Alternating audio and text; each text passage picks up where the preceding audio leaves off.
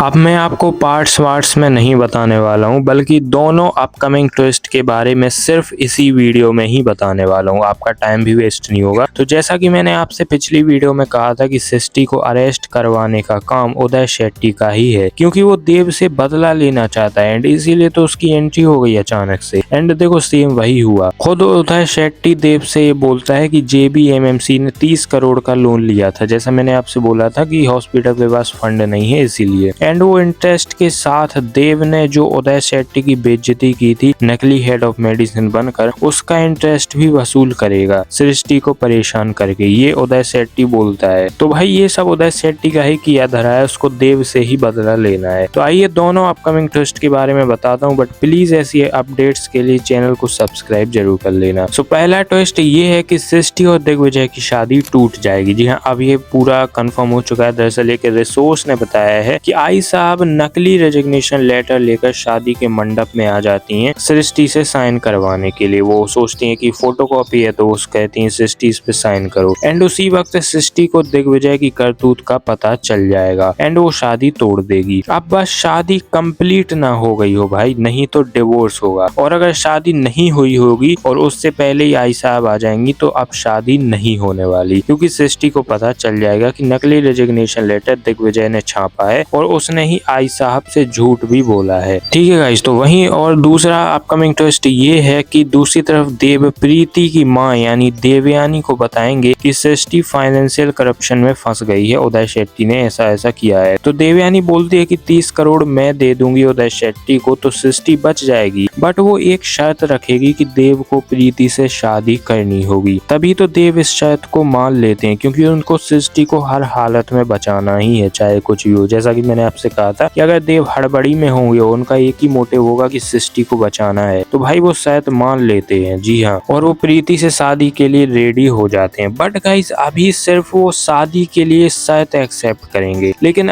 प्रीति forcefully शायद ही शादी नहीं होने देगी, है ना, क्योंकि प्रीति को तो पता चलेगा कि ऐसा क्या हुआ कि अचानक देव शादी पे आ गया। अगर उसको सच का पता चल जाता है कि ये सब फोर्स के द्वारा हो रहा है, उसकी माँ ने ऐसा शर्त रखा था, तो शायद प्रीति इस चीज के लिए नहीं मानेगी। बाकी हाँ, आपको क्या लगता है मुझे कमेंट में बताना। तो अभी तो यही बिगेस्ट ट्विस्ट आपको यादें में देखने को मिलने वाले हैं, तो आप कितने एक्साइटेड हैं ये भी कमेंट में जरूर बताना। मैं मिलता हूँ किसी नए ट्विस्ट के साथ नई वीडियो में, तब तक अपना ख्याल रखना। Bye bye.